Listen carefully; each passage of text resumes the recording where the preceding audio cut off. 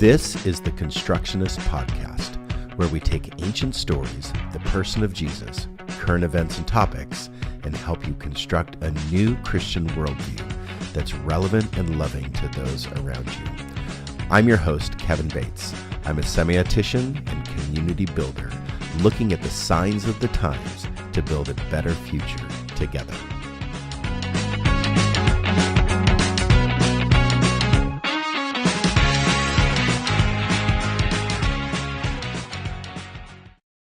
Tuned into the Constructionist podcast today, and we are live, so we have an audience in front of us, and I'm joined with Sharia Bodner and Jake Flug today. We're covering the topic of politics at a crossroads. If you want to find out more about us, you can go to our website, resonatechristian.church, where you can look at either the website or you can download the app off the Google Store or Apple Store and look at our previous media or look at places to give or things to give towards. You can. In this podcast, we are encouraging a worldview that's built on principles of honesty, love, compassion, greater understanding of ourselves and other people so we can learn to love our neighbor better. So our goal today is to provide an authentic perspective and examination on politics. Now, this is a difficult subject because politics in the last 5 or 6, maybe even my lifetime, has created around the Thanksgiving table a lively discussion. So the old adage, 2 things you don't discuss at the Thanksgiving table is religion and politics. So at this table, we're talking about politics. And it might get a little bit spicy around the tables. Allow it to happen. Allow people to have opinions and discussions and honesty around the table. Because a lot of things that we discuss about politics, we just really don't understand. We don't have the full picture. Why? Because there's a challenge we have in today's world where we have something called social media, where we get sound bites, we get video bites of just a section or a small picture of what that political topic is all about. But this starts our month-long discussion about politics. So today we're doing our live podcast. In a couple of weeks, we're doing an online discussion about politics between 2 people. And then at the end of the month, Courtney Neron-Muslin will be joining us here for an interview format. She is the state senator for Oregon, and she will be with us discussing politics and some of her passions and what she is bringing to the table. And we interviewed her earlier this week, and it will surprise you what she is passionate about. I'm very excited about that discussion. So we're going to start first with Sharia. She's going to lead a discussion on just basically the structure of politics, but also political versus partisan, and making sure that we have a clear understanding of terms, and those terms in particular. Then we're going to talk about 2 what they call wedge discussions or wedge political discussions. The first is going to be on the hot topic of our subsidized nutrition program, SNAP and assistant program, and also health care. Now, before we get started, there is an emergency discussion that I want us to consider. And the emergency discussion is that through a network of relationships, it has been brought to my attention that ICE is present in our local community. What that means is that our leadership around this gathering is in a emergency discussion of how to handle, but also getting resources in people's hands. There is someone that we do know that was taken by ICE and put into a facility in Tacoma. So it is now at our front door. And we do need to have a very deep and proactive discussion about how to help families that this is going to happen to, and also friends. We do have resources. We are connected with certain pro bono law organizations, and also we have some resources just general resources to the public that we can get in people's hands. But people are helping us specifically with this particular case that we are involved in, and I'm sure that there will be more cases. How we can help first in this situation is presence is important. And I think that being present in people's lives, getting on the phone, and being that emergency mercy that somebody needs, first and foremost, an ear to hear them, to be that ear. But also, we're not about thoughts and prayers only. Thoughts and prayers are important, and action is important. And so getting involved, we're going to send out some resources on video classes that we can gear up for, that we can get the information that we need, knowing our rights, knowing what we can and can't do. I do have an article that was given to me by a friend of our gathering here that talks about being present during court proceedings. And so we might call upon certain people to be present in court proceedings as well. The more people that show up to these situations, and also in the courts, I think they are kind of theatrical events, though. They really are. We can possibly turn some tides, even if it's just for one person, even if it's just for two people. It's important work. And I want to bring that as an emergency announcement that we are dealing with this, and it is knocking on our front and back doors. So we do need to be very aware. And if you would go home today and get on the internet and Google some things, the state of Oregon, immigration services, things just to make yourself aware and to be up on what you can and can't do. Can I jump in real quick? Yes. Oregon Justice Center is a great place to look. What is it? Civil liberties for immigrants or something like that. I sent a couple links out this morning or last night. Right. And we will make those links available, and it will be sent out. If you have the app for our gathering, it will be sent out on the app, those announcements, but also we'll make those available on our website. We do have some people we're meeting with this week to get as many resources as possible in our hands. This is the one that we were pointed to first, and it also has a hotline that if anything does happen, to call that line. The ACLU is present as well, and they're asking for detailed information, which a lot of people are uncomfortable giving. But this group will work with the ACLU and get that information to them the best that they can. Let's see. Now, it might be a great idea to put their hotline in your phone, so it's in your contacts in case you need to pull it up. So a hotline is for if somebody that you know is taken, you call this hotline, and then we can come alongside you as well in next steps.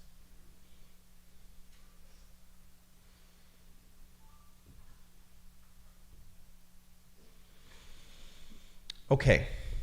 That was heavy. That was heavy, but we do need to have heavy discussions, and we need to get information out, and we need to not pretend. We need to not pretend like this isn't happening. Is that all those double negatives in there? We need to not pretend like this is not happening. It is happening, and we need to be very aware that it is happening, and it does affect families, and it does affect families in these gatherings that we have. I think to give some brevity to it, it was a single mom who has a job in Sherwood. Yes. And the two kids were present while she was being taken. One child. And so we have a separated mother from a teenage child. So. And they're the only caretaker. So. The child is safe. We know that the child is safe and in the hands of family. So we do know that. But we can't give that information out as we can't give any more details of it out. Right. Yeah. Okay. Okay. Let's move into political versus partisan. If you could work on the emotions in the room to try to get us to that place, in a not right turn, but let's make it a swooping right turn into this discussion. So Yeah. Well, Should we all do a sigh together? Yeah. yeah. Physiological sigh, breathe in, and then breathe in again. And if you were present last week, maybe take a moment to tap into those skills that Yes. we learned. Resilience skills.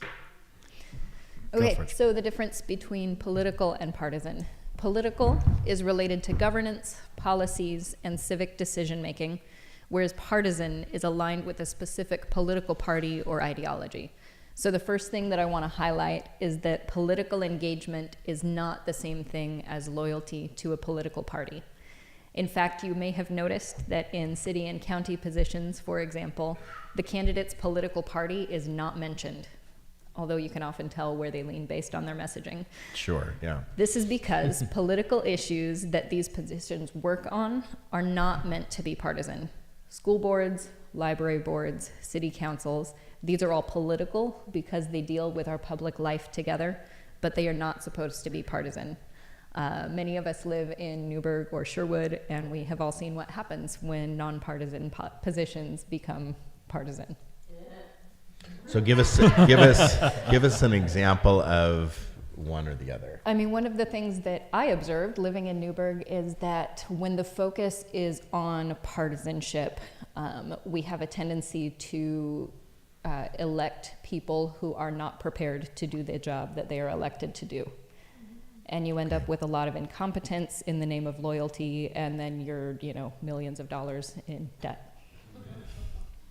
Yeah, so a political discussion could be about the amount of money that you're giving towards roads or an Yep. infrastructure issue or building a bridge or something like that, right? But then Yes. it becomes partisan when one group over the other or Republican over Democrat makes it their issue over the other party's issue. Right. Okay.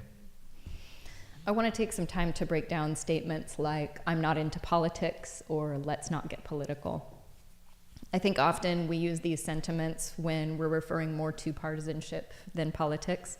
But if you've ever said statements like these, and I certainly have, I want to push us a little bit deeper into our understanding. Politics, especially at the local level, like Kevin was saying, is often really boring stuff. Zoning codes, road repairs.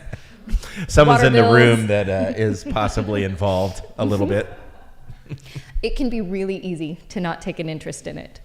But a phrase I heard a long time ago that has impacted the way I view politics is something along the lines of, you might not be political, but your landlord is. We might not be all that interested in new zoning rules or where certain kinds of housing is able to be built until it's happening across the street and we don't like it. Yeah.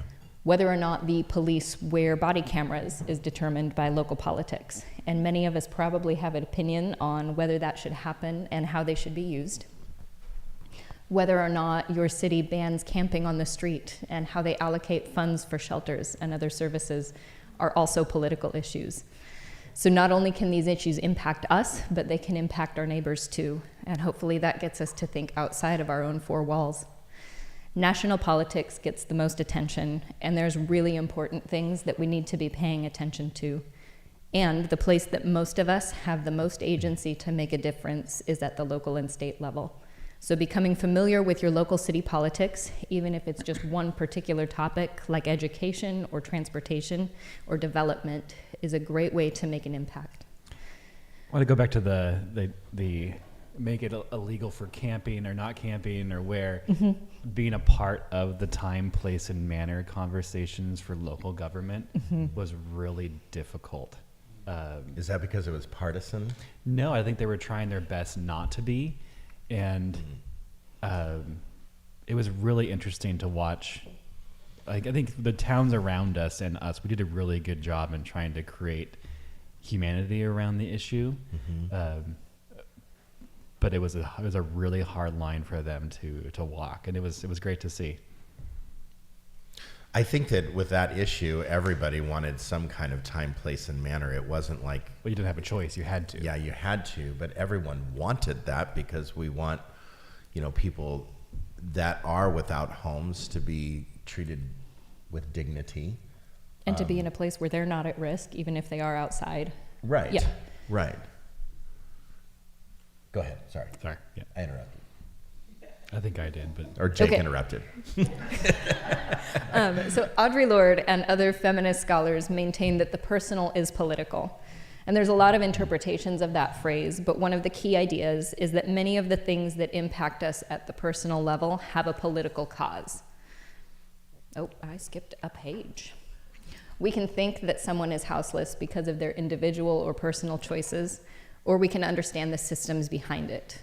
At this point, our national legislators continue to decrease taxes on the wealthy and defund social safety nets, so it's not a stretch to say that poverty is a policy choice. It doesn't have to be this way, but this is what our government is choosing for us.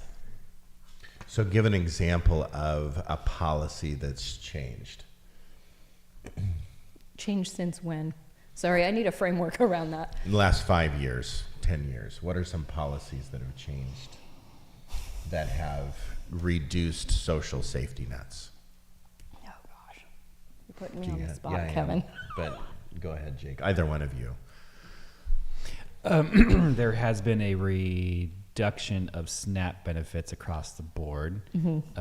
Even before the shutdown. Even before like, the yes. government has shut down. There's less access to a big issue of poverty is student loan debt and the amount of how to repay that.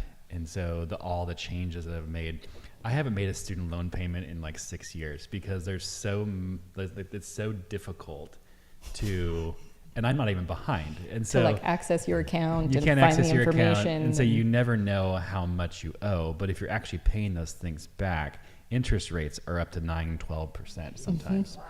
And it's with the government charging that much interest on loans that they give out is also a poverty issue.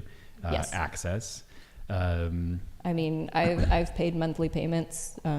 It's been a while because of the COVID pause and everything. But even when I was making monthly payments, my balance was still going up because the payment that I made did not cover the interest. Yeah. And then you have like repayment systems like Save is one that's being rejected right now. It's just an income-based repayment option that a lot of people went to, and now everything is up in the air based on income. And so it doesn't matter where you live. So if I make this much in Sherwood, if I live in Oklahoma, even though my cost of living is so much lower there, I still have to make the same amount of payment. And so that contributes to poverty. So if we could come up with a rule of engagement on this discussion, I think that if we make a claim, we have to be able to at least give an example of that claim. I don't want to get into the habit like some people are doing, making claims, and then we don't have something to back that claim. So those were great examples of basically what you said is a reduction in. But I also see an uptick locally, like for example, quite a bit of money was given to Just Compassion for the building of their facility, or some monies were given towards Family Promise for the building of their hotel. So there are certain, I guess, allocated, very specific funds. But what I'm hearing both of you say is just kind of across the board, there's a decrease in Access. yeah. Yeah, well, and I think that's also a great illustration of how, regardless of what is going on at the national level, the place where we can often have the most impact is at the local level. Yeah, and that's why at the local level it becomes kind of boring, because you're reducing down to now you're moving marbles. And so if we move this marble, that doesn't seem exciting, but that's where the power is in moving the marbles, not necessarily the marble bag. You're moving marbles. So that was a lame metaphor, but anyway, you got it. Okay, so we're going to make an abrupt transition to talking about Oregon's governmental structure and how it's made up. So at the state level, we have a governor, currently Tina Kotek, and then the legislature is made up of two houses, the House of Representatives and the Senate. This is just like the federal government. These positions are partisan. Each candidate is backed and endorsed by a political party. Oregon also has a Supreme Court. The justices of the court are nonpartisan positions, And it's worth noting that the Oregon Supreme Court has terms with justices serving 6 years before re-election. They are elected by the people unless a seat becomes vacant in the middle of a term, and then the government appoints a replacement. And Oregon Supreme Court justices also face a mandatory retirement age of 75, just to illustrate what is possible.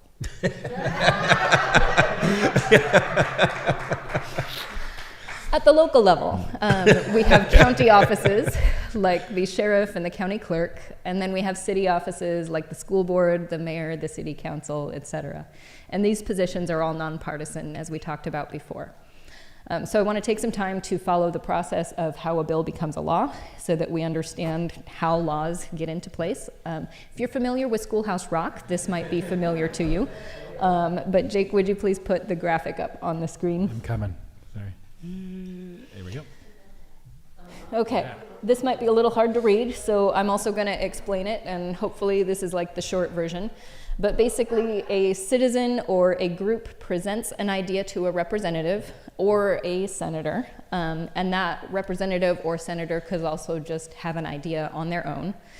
That representative or senator may choose to sponsor the bill, and at that point, it gets drafted by attorneys in the Legislative Council and is sent to either the House of Representatives or the Senate, depending on which one first sponsored the bill, for its first read. The bill is read in either the House or the Senate, and then the Speaker of the House or Senate President will assign that bill to a committee that holds public hearings, public comment, and work sessions on the bill. The committee is a small group of legislators from both parties who come to specialize in particular areas, things like energy and environment, education, or labor and business. They will either pass the bill, add amendments and pass the bill, or they will kill the bill. If the bill passes, with amendments or without, it goes back to the House it came from for a second and third reading. During the third reading, legislators can debate the contents of the bill. Then it goes to a vote and can either pass, fail, or be referred back to the committee for more amendments. If it passes, then it's referred to the other house, and they repeat the process. It goes through a first reading, then it's assigned to a committee who works on the bill. Again, it can either pass with amendments, or fail. And if it passes, it goes back to the second house for a second or third reading. The second house votes on the bill, and if the bill passes but amendments have been made, then it has to go back to the first bill, or the first house, so that they can vote on the changes. Then a joint committee of both senators and representatives will work on the bill, present it to their respective houses for concurrence. Once the bill passes both houses, it's sent to the governor to sign. If the governor signs the bill, it becomes law the next January 1st. If the governor doesn't sign within 5 working days, or within 30 working days if the legislature is not in session, then the bill becomes law anyways. The governor might choose to veto the bill, in which case it goes back to both houses. If both houses vote and pass the bill with a 2/3 majority, this overrides the veto and the bill becomes law. Now you know why most people don't go into politics, right? Right? Really boring stuff. But this is basically the same process followed by the US legislature too. So it's good to have it in our brains and know how it works so we know what's going on. Oregon requires a quorum of 2/3 legislators to be present in order to hold a session. So for example, we have 60 representatives. 40 of them have to be present in order for the House of Representatives to do their job. Yes, question. Present, not Zoom, body. You know, I don't know the answer to that. The question might- go was ahead. whether they have to be present, like in body, or whether Zoom counts. There was an option for Zoom at one point. I'm not sure if it still holds. Yeah. But that option did exist. Okay, so we have an answer from the audience. At one point, we did have an option for Zoom, and that was probably related to COVID accommodations, I would think. Probably, yeah. But we're not certain if that is still in place. We had Measure 113 passed back in 2022, you may remember, and that barred legislators from re-election if they have 10 or more unexcused absences. Measure 113 was a response to 3 years in a row of Republican like walkouts. Kinda. I mean, yeah, but like also we're paying Yeah. people to do their job.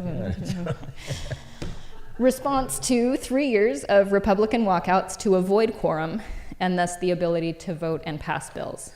It's worth noting the last time this strategy was used, it was by Democrats, but it was back in 2001. So this is actually kind of a rare occurrence in Oregon politics.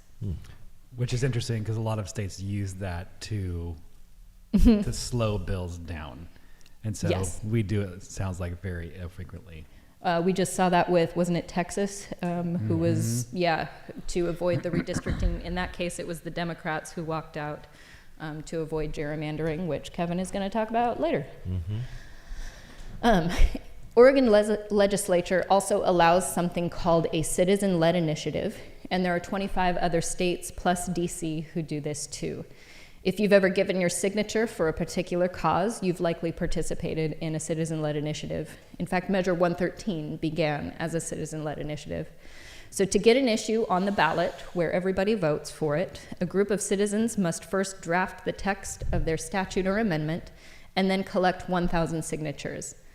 At that point, the text of the position gets reviewed by the Secretary of State and the Attorney General. Once it's reviewed, the measure moves on to the signature collection phase. In order to be placed on the ballot and voted on, a measure must receive enough valid signatures. The number of signatures required to qualify a measure for the ballot is tied to the number of votes that were cast for the governor in the state's most recent gubernatorial election. Ooh, Isn't that a fun word? that's a fun word. Everybody What does that say word it together. mean? The related to the governor. Nice. Gubernatorial. Isn't it Goober, great? yeah. Spelled with a U rather than two O's in case it matters.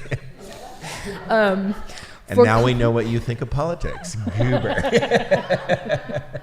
For constitutional amendments, valid signatures have to equal 8% of the number of governor votes from the last election. And for state statutes, 6% of the votes are required. Once these signatures have been collected and verified, if the necessary measure is reached, then the measure is placed on the ballot in the next election, and Oregon citizens may vote to decide.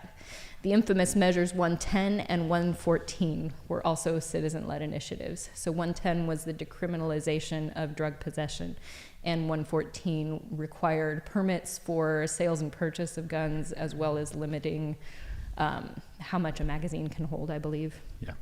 Can't have banana clips. Right. So just some quick random facts about Oregon and our governmental structure. Oregon was the first state to adopt all mail-in voting, and that happened in 2000. Oregon has consistently had higher voter turnout than the national average for at least the last 20 years. And in 2022 and 2024, it had one of the highest voter turnouts in the country. It was 75% in 2024. Mm-hmm. It That's is a lot. Of That's a all lot. eligible voters that could vote. As of April 2024, Democrats made up 32.8% of registered voters. Republicans made up 23.8%. Independent voters were 4.7%, and non-affiliated are the highest percentage at 36.6%. The rest are all various third party, and that's information according to the Secretary of State. So there you go, Oregon politics. Right. And I think that if you look just this last week at the local level here in Sherwood, you see the power of local government, where local government can passion initiatives and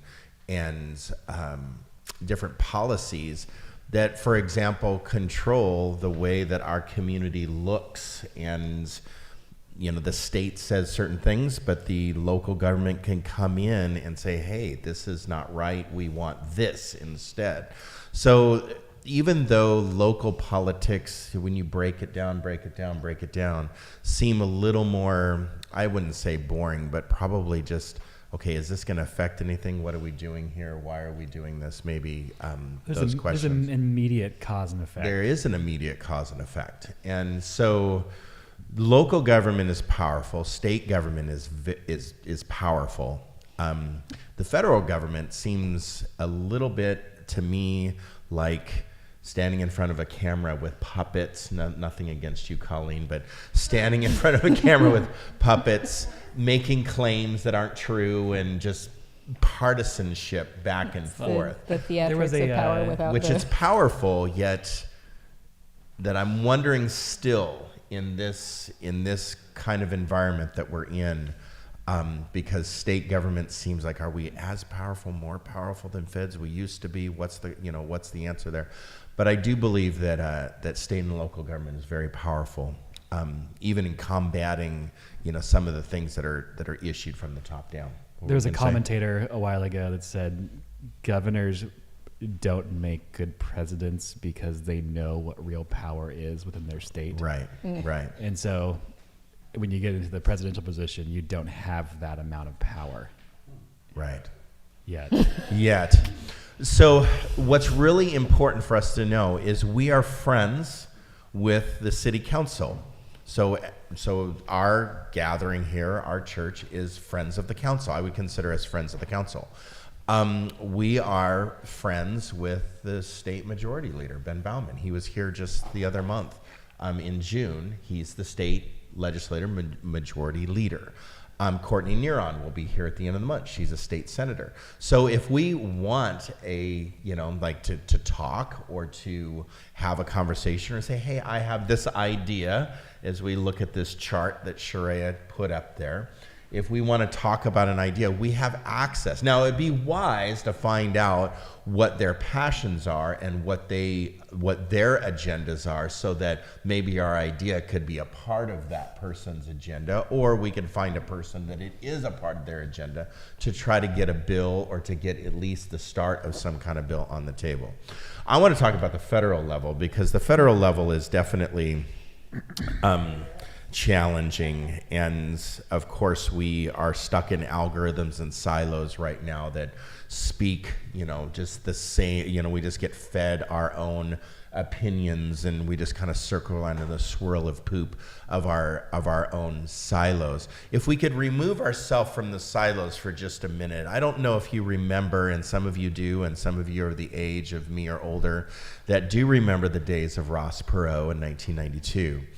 And Ross Perot, I watched on a stage debate the other candidates. I was there live with that, and I watched that occur. I've shook the hand of Ross Perot and some of the other presidential candidates.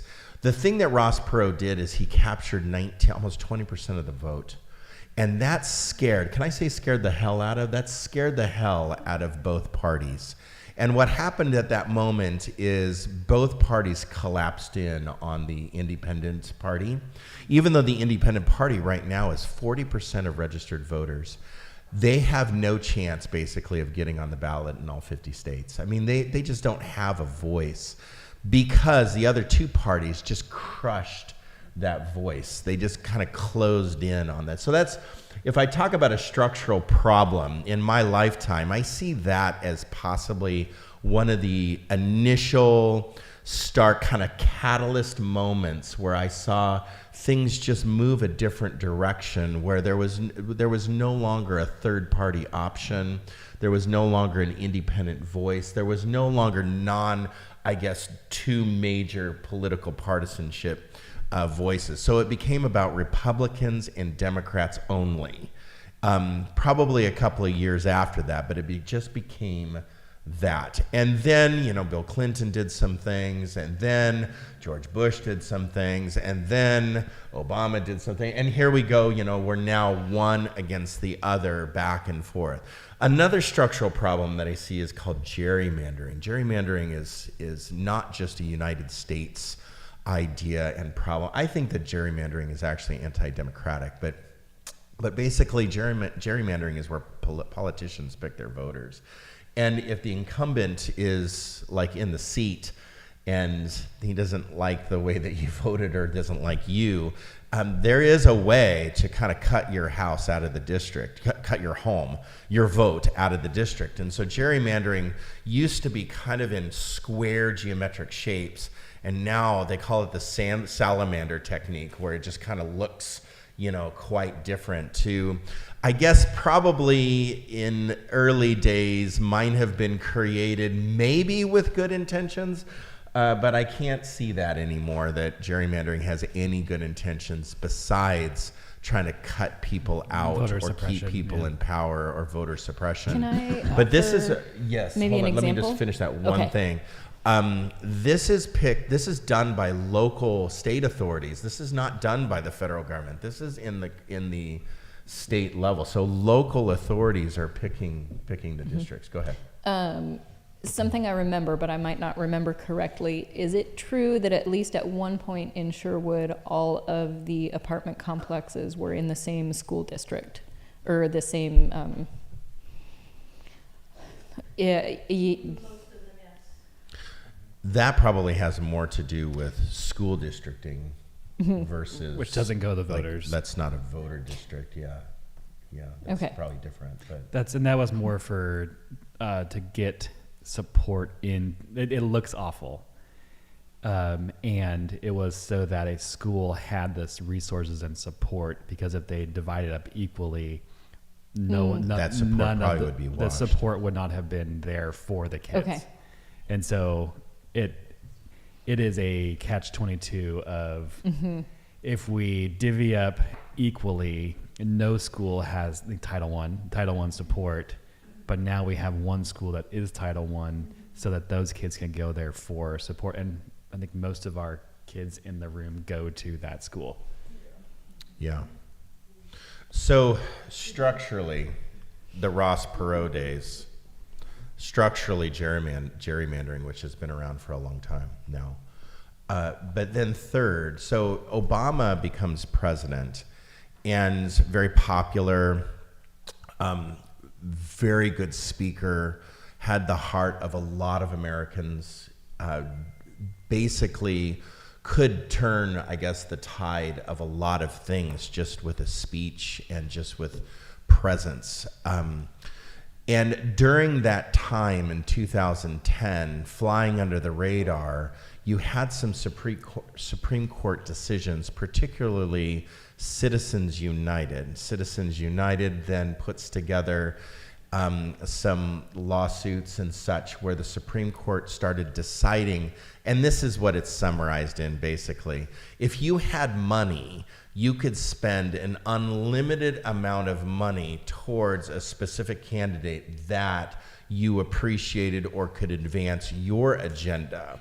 And so in 2010, you had the Supreme Court deciding, and especially Scalia, who was writing a lot of things towards that and deciding his own opinions on that unlimited amounts of money could be spent. That was in 2010. I think when the re-election of Obama happened, there wasn't enough traction in what's called political action committees or PACs or super PACs.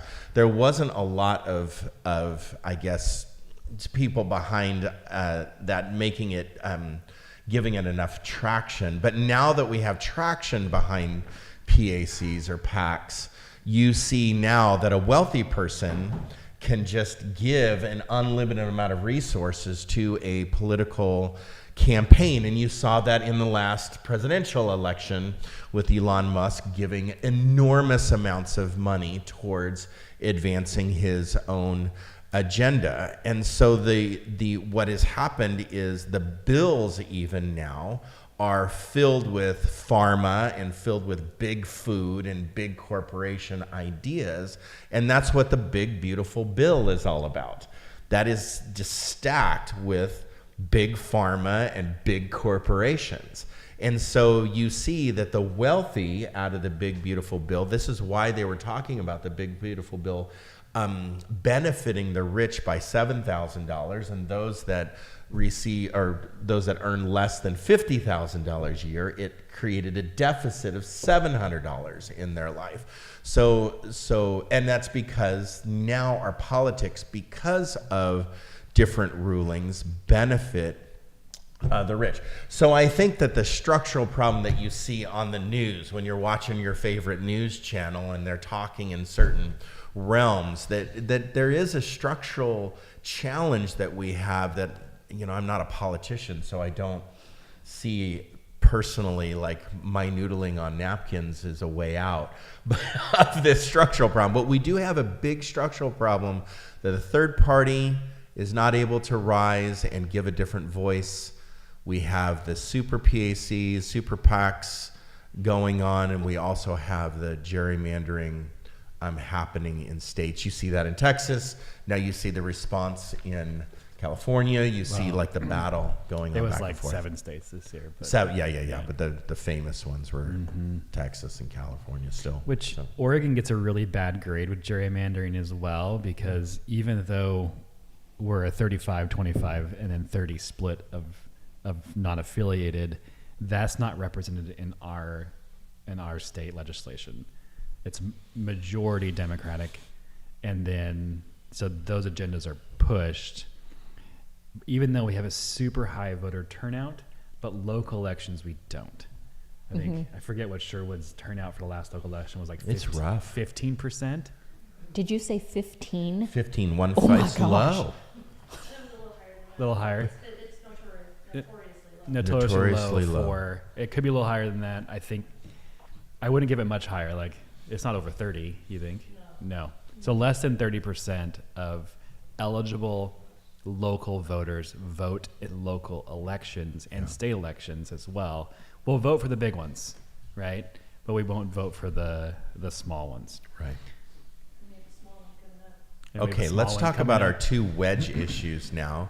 Wedge issues, Well, let's spend... do you want we to? gonna- We got to take a break for questions. Oh, we do. That's right. Bathroom break. And what was just brought up, we do have two very important measures on this ballot.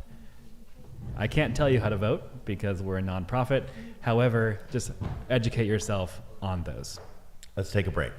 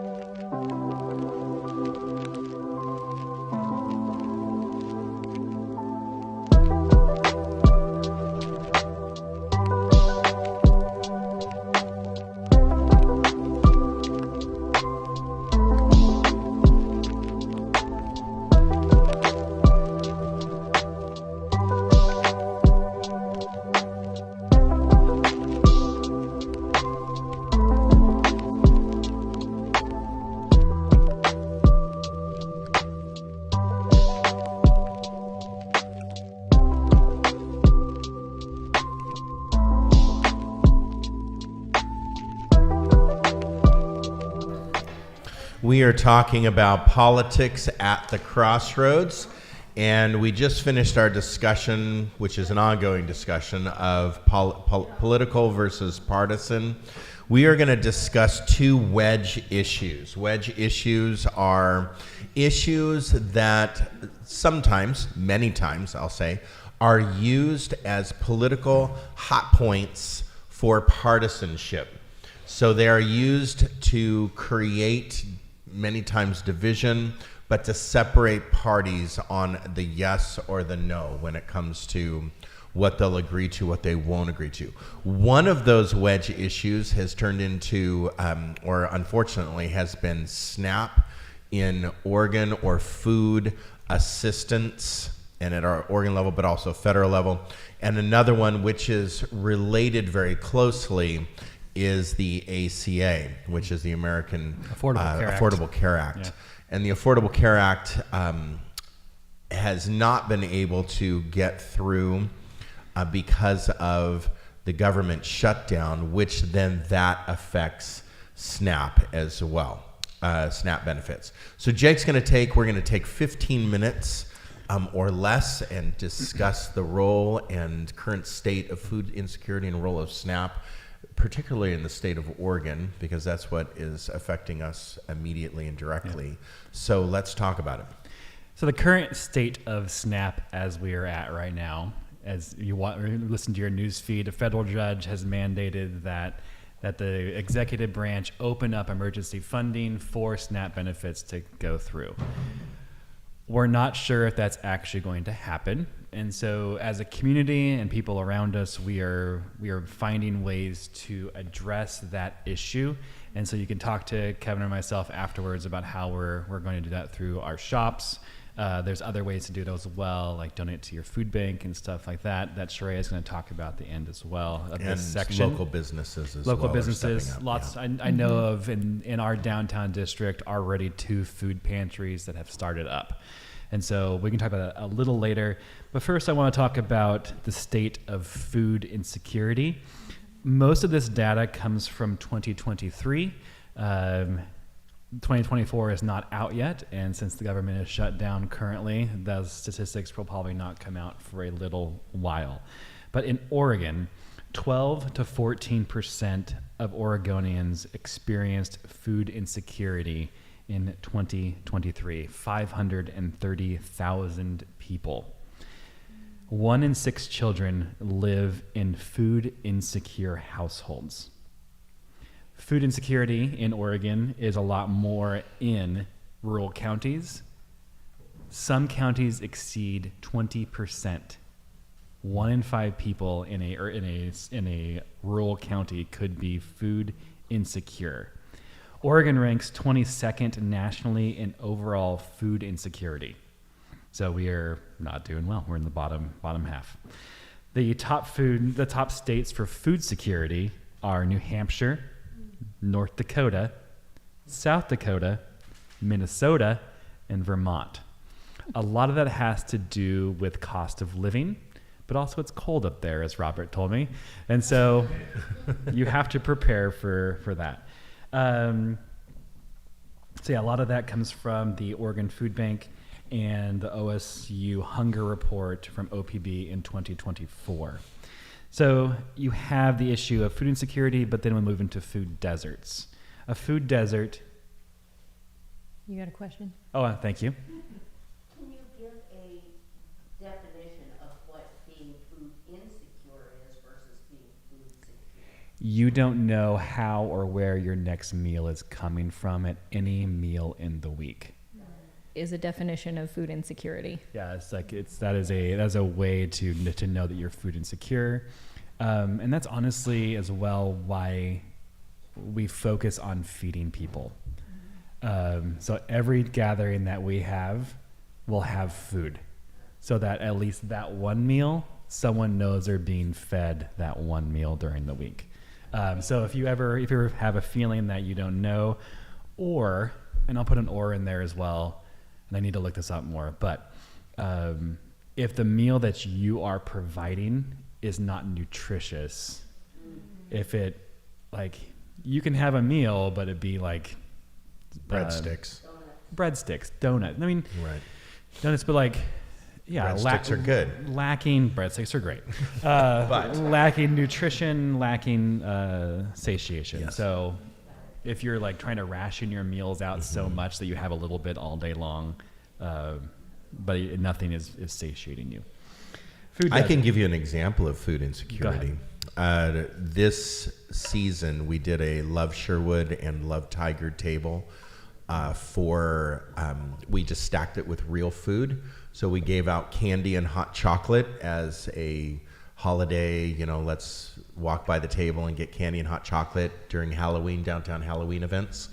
And then off to the side, we had real food. So we had canned chicken and tuna and like foundational items. They were all foundational items. So we just didn't supply like ramen packets. We had like which we did, which we They're pretty did, great. but we also had, like proteins and So you could put the representation. chicken in your ramen. Yeah, representing all three macronutrient categories, right? So it's foundational food, and you could see it.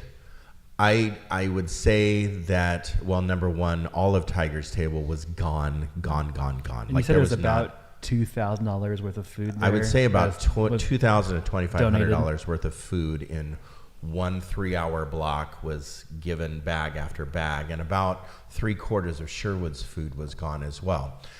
Food insecurity, you could see it on people's faces and their body posture, where they would walk up to the table and they would ask if they could, can I have a bag of food?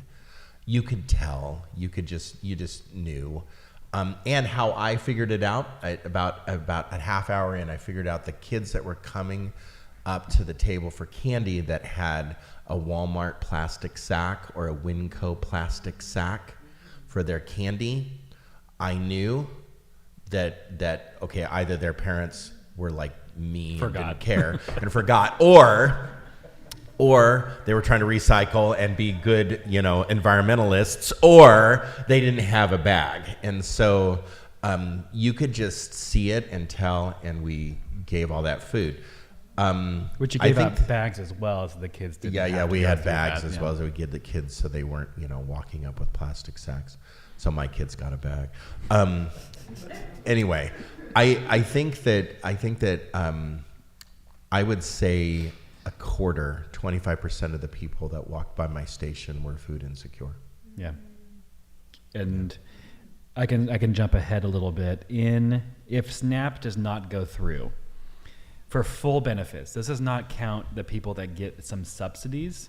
But if SNAP does not go through, 364 Sherwood residents lose their full SNAP benefits, so their entire food budget is gone. 196 people in King City, and 2,073 people in Tigard, 878 people in Wilsonville. Full SNAP benefits. This is usually put on elderly and children. I want you guys to also understand that's the main recipients of SNAP benefits. Moving back to food deserts again, it's an area lacking affordable, nutritious food options. Show of hands, who grocery shops in Sherwood? Okay, about half the room, ish. No, yeah, ish. So, Sherwood is not technically a food desert because our median income is too great. Our median income is about $110,000 per household, $110,000 per household, where we would have to be sub-poverty level, and that for a 4-person family is $32,000 a year. For a 4, no one could live in Sherwood with that income. It is impossible. And so a lot of us have access to transportation that we can drive to Tigard and go to Winco or Costco, or drive to Wilsonville and go to the same Fred Meyer. Our store here is pretty expensive, and then you have Walmart, you have Target. Some has some groceries, but we're lacking a lot of within 1 mile walking distance affordable food options. In Old So Town, if our median income was lower, and we only had those few food options, then we would be considered a food desert. If we, yeah, it's exactly. And also with store closures. So when Hagen's and then Albertsons closed down, we lost on this side of the highway food option. Walmart did come in after that, but sometimes they're considered a food option and sometimes they're not. And so do with that what you. They are the largest distributor of organic food in the world. Who? Walmart. Oh, yeah. Which, yeah, so Super Walmart's here. So we do have that food option. It's just not much. The food deserts are present in both rural and Portland metro areas, especially on the outskirts of downtown. And so a lot of those supporting communities are food deserts. Go into inner Northeast and try to find a gas station. They are a long ways away. Do you mean places to buy food to cook, or do restaurants count? Restaurants do not count. Yeah, so food to take home that you could use for SNAP benefits, because you can't go into a restaurant and use your EBT card. So those low income areas. 7-Eleven does take EBT, I think. So like sometimes in some areas, 7-Eleven does count as a food option. Well, this is why 7-Eleven, one of the motivating factors for 7-Eleven in America is changing to the Asian model. Yeah. So the Asian model, you will see finally the 7-Elevens here in our communities. You'll see more of them, but also you'll see an investment in real food. Yeah. So if you go to 7-Eleven in Asia, Japan, so Thailand, anywhere you go, you will see real food, real prepared home cooked food. Delicious in 7-Eleven, and it's delicious. Some of the best curries in Thailand are in 7-Eleven. Yeah, is in 7-Eleven. And it surprises you at first, but that is where a lot of people get their lunches and their snacks and their breakfast. Air conditioning is in there. Yeah, it's great. Let's take about 3 more minutes on SNAP. We have a question. Do we want to? Who had a question? Go ahead. Where does Dollar General fall in that category? I've never stepped my foot in one, so I don't know if they have grocery. Is it fresh food? Mostly canned, right? Yeah. So that would not. Oh, Dollar General for would the not microphone though, the question was whether Dollar General counts Because they're in rural counties, yeah, because lower they are income. in more lower income areas. Yeah. Which it would be a great model for them to put food in. And honestly, if we needed to distribute food, that would be. I've never been in one, a Dollar General. Nice. In Philomath. Even Dollar stores, Tree yeah. is same. Dollar stores, Dollar Same Trees. concept. Yeah. So let's go to the SNAP real quick. I'm sorry, back to food deserts and accessibility. One big piece of that is education. So how to cook. You go to a food bank, you get a box of foods. How do you put this together? Here are some really weird Swiss chard stuff from the food bank that you didn't know what to do with it. And so education is a really big part of it as well. How to cook it. What macros do you need to survive? So lipids, carbs, and proteins. One of the biggest, most popular item off the food tables in our Halloween events was red lentils. Yeah. Those were gone within minutes. Packed and I full had of- cases of them. They were gone. And orzo pasta was second It's easy to make and it's nutritious. and has protein. Yeah. So role of SNAP, the Supplemental Nutrition Assistance Program. Johnson in 1964 signed the Food Stamps Act, and in 2000 and ish, they renamed it to the Supplemental Nutrition Assistance Program. The average monthly benefit for person on SNAP in Oregon is $188. SNAP lifted 96,000 people in Oregon from 2015 to 2019 out of poverty. 44,000 of those 96 were children. Cuts to SNAP could remove hundreds of millions from the Oregon's local economy. So federal dollars go into cards are then spent into local stores. So that money is also being taken away and out of our local economy. Oregon is ranked usually as one of the main states that take up SNAP benefits. Some economists suggest that this is not because there are more people in need, but that the access and the programs that Oregon has to get people into those programs are more effective.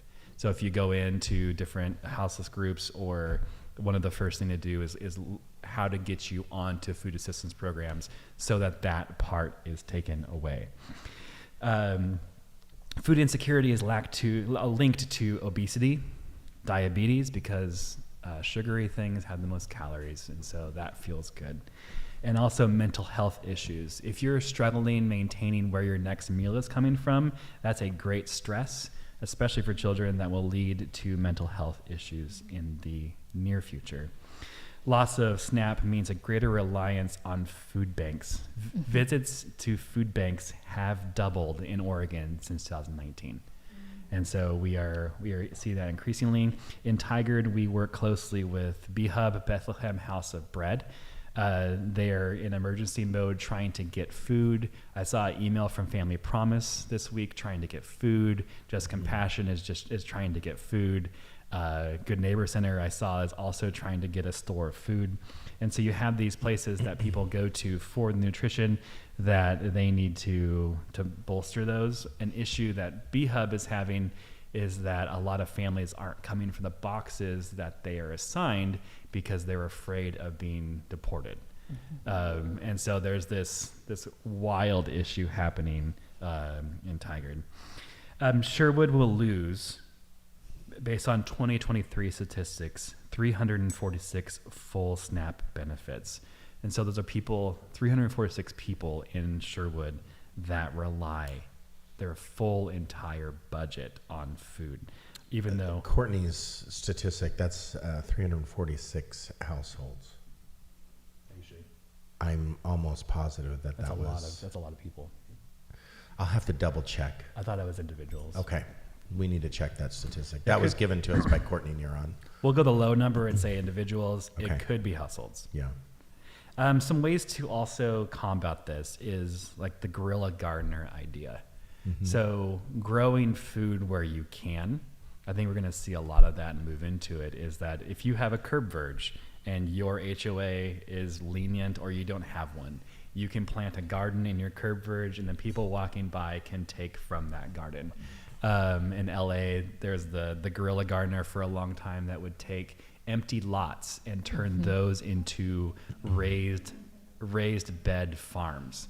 And so they would come in, they would build structures, and they would have these massive farms in downtown districts that would feed houseless and low-income people within those districts. Anything Talk else? to me if you want to get started. Yeah. I think we're going to let's combine the nutrition assistance program with ACA, because it is very closely related, and we'll move into that, and then we'll take another quick break, and then Sharia is going to close us with a few minutes on the politics of deserving. So when you talk about the Affordable Care Act or healthcare in general, you have to talk about what we have now. I know that there could be, decades of discussion about what it should be, but let's discuss what it is now and what is happening now with ACA. So in 2023, a record high of Oregonians were health insurance secure, up to 97%, according to our health records. Adult Oregonians had health insurance in 2023, 97%. 46% employer-based, 32% Medicaid, 13% Medicare, 5% individual marketplace plans.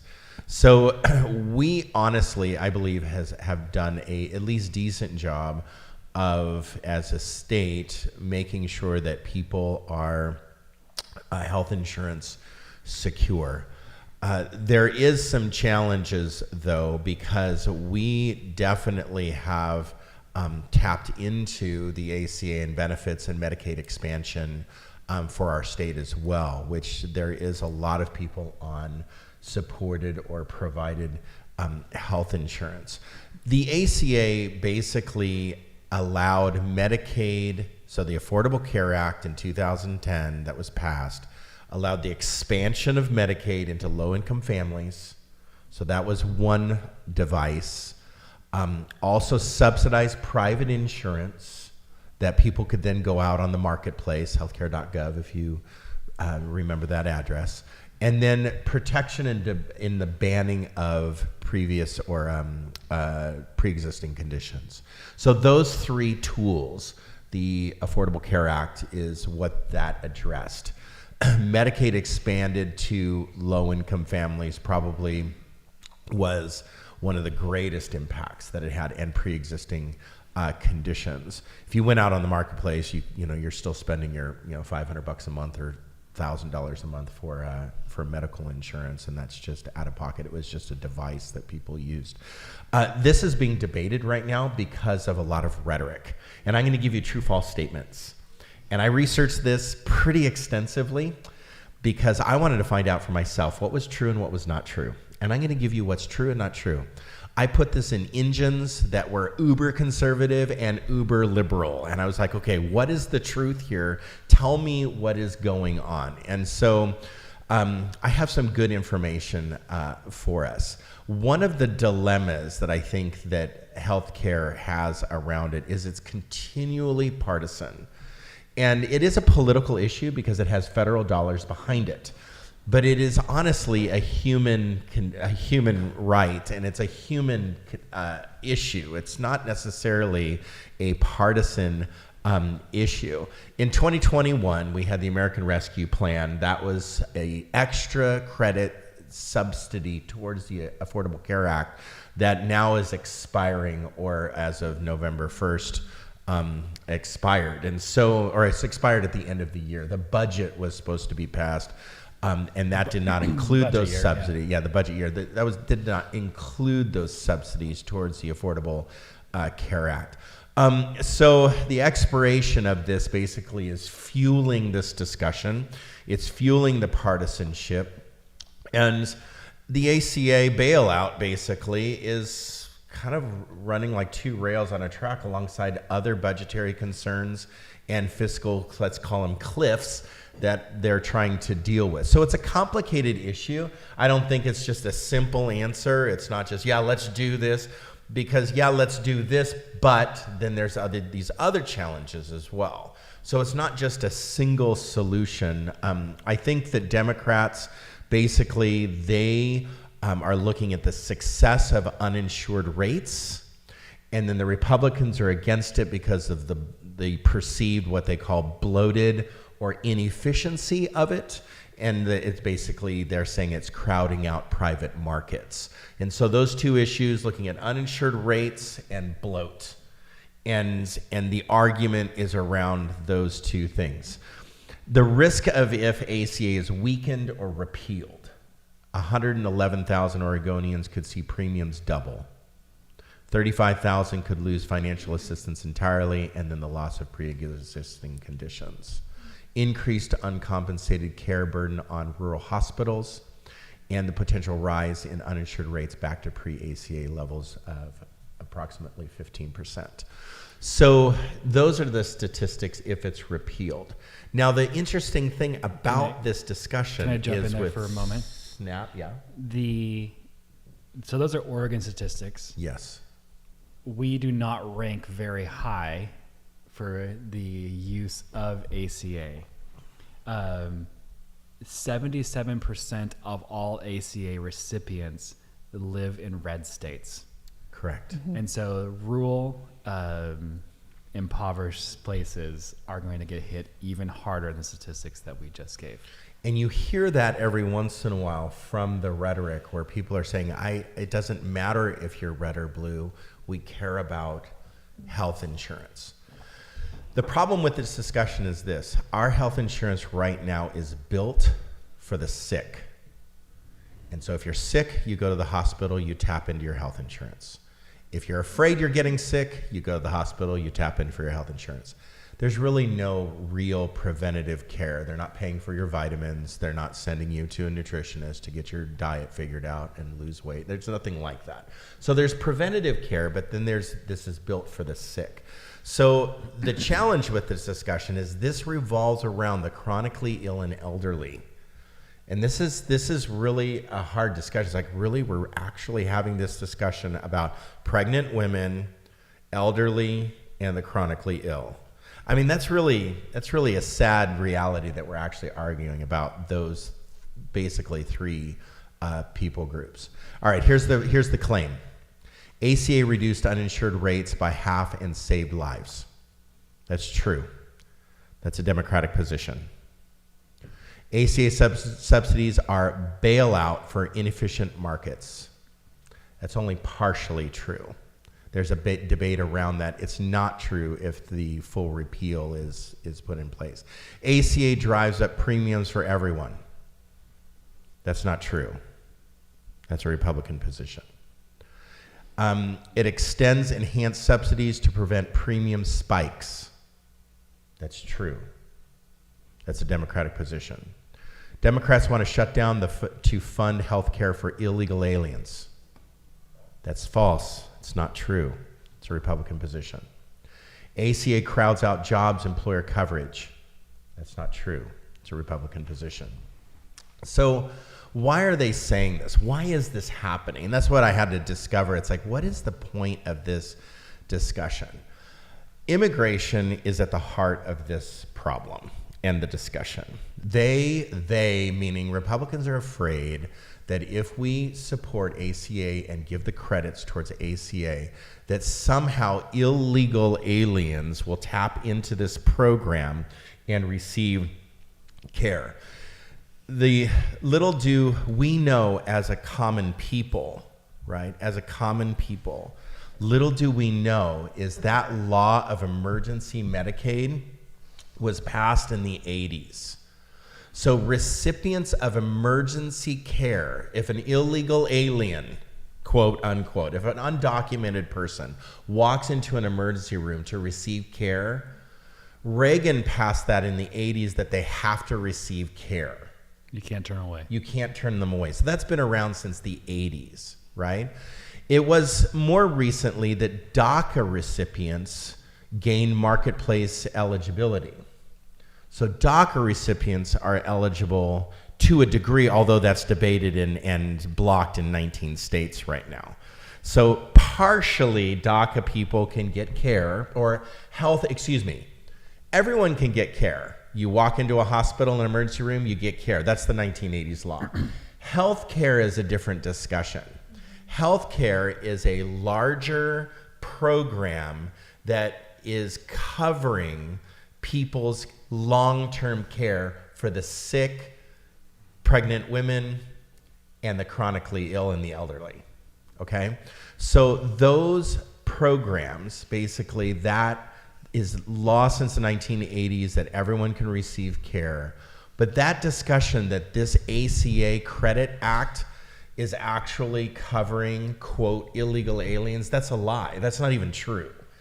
And so it's based on this. In California and New York, the state is giving funds for undocumented people for health care in a few states. And California and New York are famous for it, that they have passed bills to give people that are not documented health care access in those predominantly two states, state-funded programs. So basically, the feds, the partisanship, is arguing, well, because it exists in these states, you just want it at this level. The problem with that argument is it doesn't exist in the bill. Just because it exists in the states doesn't mean it exists at the federal bill level. And so that's a challenge. So claim, Democrats are shutting down the government to demand free health care for illegal immigrants. It's false. Claim, ACA subsidies provide taxpayer-funded health care to undocumented aliens. False. What it does do is it does provide health care for temporary protective status, DACA, and refugees status. Those three people groups, it does provide. So no matter what you hear, it does provide, and that's their whole rub. Because some lawmakers see those statuses as illegal. And so temporary protective status, DACA, and refugee status have access. They see all three of those people groups as, quote, illegal aliens. Claim, ACA is riddled with phantom enrollees and widespread fraud, wasting billions. It's totally misleading. There are improper payments made, but no evidence of haunted or mass phantom enrollments. They don't exist. The fraud is at a very small level when it comes to the ACA because it's tight. The ACA causes health insurance premiums to skyrocket for everyone. False. Repealing or reforming the ACA would dramatically lower premiums and fix inefficiencies. That's partially true, but also misleading. So this is the Democrats' misleading argument, where there's repeal efforts, but honestly, it does not dramatically lower or fix inefficiencies. That happens at the hospital, doctor, clinic level.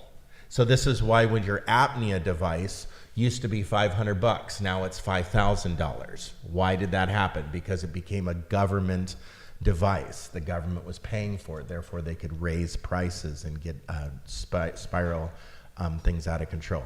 All right, claim the ACA provides protection for pre-existing conditions. True. 35 million. Okay, here's a Democrat position that is actually false.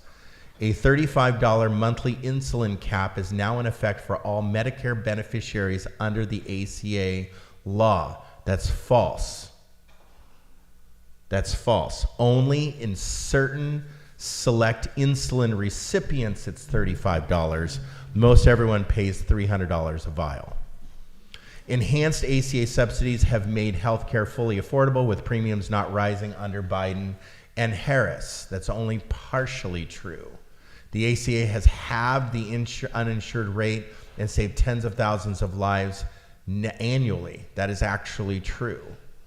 So there's true and false claims. And the problem is, and I've had this, I had it with Courtney Neuron just the other day when I was interviewing her for the end of the month, that if you're going to make a claim, just tell me the truth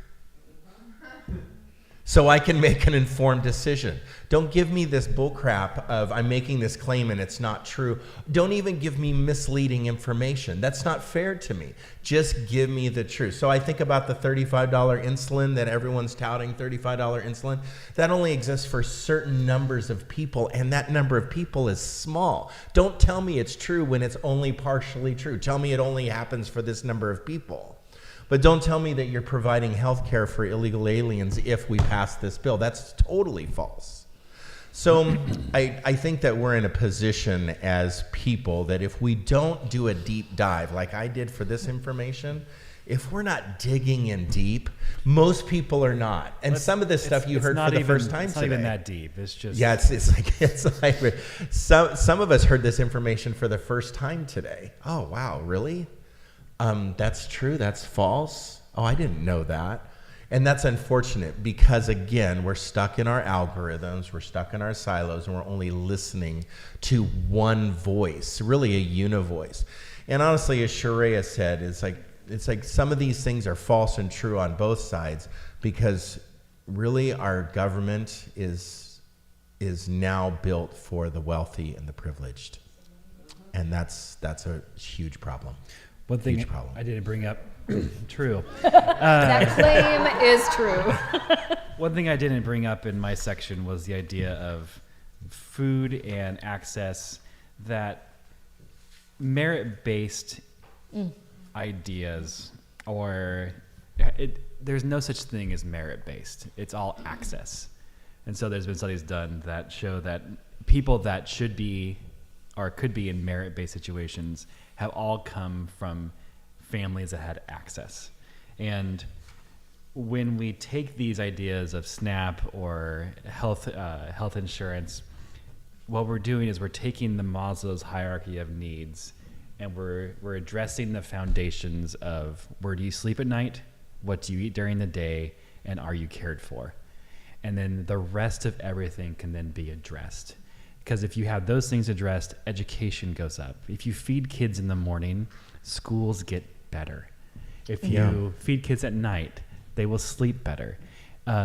If you have parents that aren't stressed about where food's coming from, they're having to work 2 jobs, so they end up dead in their car because they're taking a nap in 100-degree heat. That happened, 3 years ago in Tigard? Yeah. If you can take that stress off of families, then you have parents at home.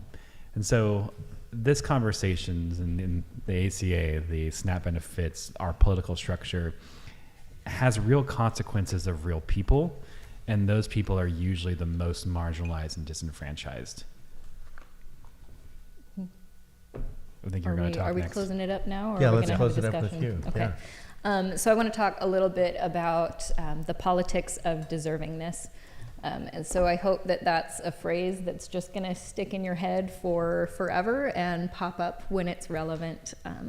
But it's basically the idea that our biases affect who we think is deserving of aid, social services, and other support.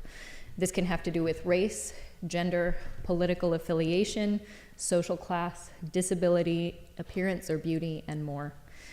It can be really sneaky in the way that it shows up. And so as we've been talking about the loss of SNAP benefits and the fallout from that, I've seen this idea pop up over and over. So I work for a local coffee roaster, and in our building we have 3 different coffee roasting businesses. And one of the other businesses made the decision to offer pay-it-forward bags of coffee. So she's opening it up. You can donate however much for a bag of coffee, and that goes into a bank. And then someone can just come in and say, hey, could I get a bag of coffee? I lost my SNAP benefits. And she'll give them that bag of coffee, no questions asked. And it's been really cool. Like, for the most part, the community has been very supportive of that. Last I heard, she had there had been 30 bags of coffee donated. Very cool. But she also had some folks that were upset about that because coffee is a luxury item. It's not rice, it's not beans. And it's just interesting to me that we think that folks who are already struggling shouldn't have coffee. Yeah. Right? I mean, have you ever lived off of rice and beans for a month? That's miserable. I did a fast of rice and beans, and it absolutely sucked. Yeah. I could be wrong, but I believe that Pancakes. many refugee care kits that are out there do include coffee or Yeah. tea as a major staple. Right. And yeah, Renee is saying yes. And It's- she In definitely shelter Cultural? box, is that true in shelter? We don't provide food, but. Oh, yes. Yes. You know, Yeah, or I so- think about last week when we talked about the things that resource us, a number of people said coffee, like it's a thing that provides comfort. So Sure, yeah. why would we not want people to have that? But she had one particular person reach out who said, I'm a single mom and I was hoping to pick up a bag of coffee. I'm planning on skipping breakfast so that my kids are able to eat. Yeah. So Symposium is doing the same thing soon. We want to make it a permanent program called the Pasto Sospeso, or the Cafe Sospeso, the suspended coffee or the suspended meal. So somebody could come in and buy a Pasto Sospeso and then pay that forward to somebody, or we just give it to them. If no one donates, we're just going to give it anyway. But in Italy, they did that in southern, like in around Naples, Napoli. They did Cafe Sospeso, and because of the poverty in southern Italy, where you could walk in and get a cup of coffee, because coffee was seen not only as a comfort food or comfort item or tea, it also engaged you with society. And so there was an integration into society through coffee and food, not just this luxury item of a latte. So I found that an interesting concept, that it's almost like Jesus helping people be healed so they were more integrated into the marketplace of society. It reminded me of that. So yeah, just notice who you find deserving. So the politics of deserving is an interesting subject because we have different opinions and preferences of who we think deserve different things or different ideas. And so I deserve everything, right? Because me, myself, and I. But the person that I want to receive aid is not me. So I don't think I deserve aid, and I think I deserve everything. So we live in a very self-centered, but also a self-deprecating society as well. And so we translate that onto other people. How we feel about self usually is how we treat other people. So as I don't want that, I don't deserve that. We don't think people deserve that. And that can just translate into just people. But for a long time, black people were only considered partial person. So they didn't deserve certain benefits. And I don't believe we've really moved out of that level of judgment of people with different skin color. That we consider maybe immigrants of countries that we're at war or conflict with, what do we think of Syrian refugees? What do we think of Iranians? What do we think of let's pick some. What do we think of if a Russian immigrant needed food? And if you're on one side or the other of the fence, what do you think of Ukrainians? So we have major judgment calls based on people's race and ethnicity and where they're from, and we think those people deserve or don't. So this goes back to, is SNAP and healthcare and aid in general a human right or a privilege? And we go back and forth in that discussion. Remember Kennedy and how he used to say, healthcare is a human right, not a privilege. And Kennedy used to say that a lot. So that's a really difficult subject and difficult conclusion, because we live in a capitalistic society and we have this opportunist mentality, and we live in a mixed economy. We do have social programs and capitalistic programs. We do have entrepreneurship, and we do have Social Security. So how do we balance all that, and who deserves what and how much? Yeah. I feel like a couple of words that connect in with this conversation are fear, Yeah. Scarcity. So a couple of words that tie into the conversation was said: fear and scarcity versus enough or abundance. Yeah, we make decisions because of the fear or because we're afraid of scarcity, when really those are not our situation. Correct. And we forget our resources. Correct. And our potential resources too. See, some people have the resources, but then no potential of resource. So if you think about an elderly person that's on a fixed income, they have resources, they get their $2,000 a month in Social Security, but they don't necessarily have an ever-expanding potential of resources because they're on a limited, now they're at the end of their working life. Same with a single mom. They have a certain, or single dad, they have a certain resource, but then they don't necessarily have the potential because of time constraints and because of working with, not a second parent. When you look at the global scene, the G7, so the top 7 largest GDP countries in the world. So it's Canada, Italy, Japan, like China, Us. No, Italy, France. Yep. So, and please don't look that up. Yeah. We Because need to go back to civics class. So when you look at those 7 countries, 6 of them have universal health care. And not saying that that's a solution, but that is an option that we have where we are 5 or 6 times more wealthy than the next country down below. So we are an embarrassment of riches that we choose how and what to spend money on. And oftentimes the marginalized and disenfranchised are the ones that are left behind. Right. And what Shreya was saying earlier is that if you have been in positions of poverty or food scarcity, you are much more likely to give towards food banks than you are in the future. Or even if you still are, like folks have community, they have connections.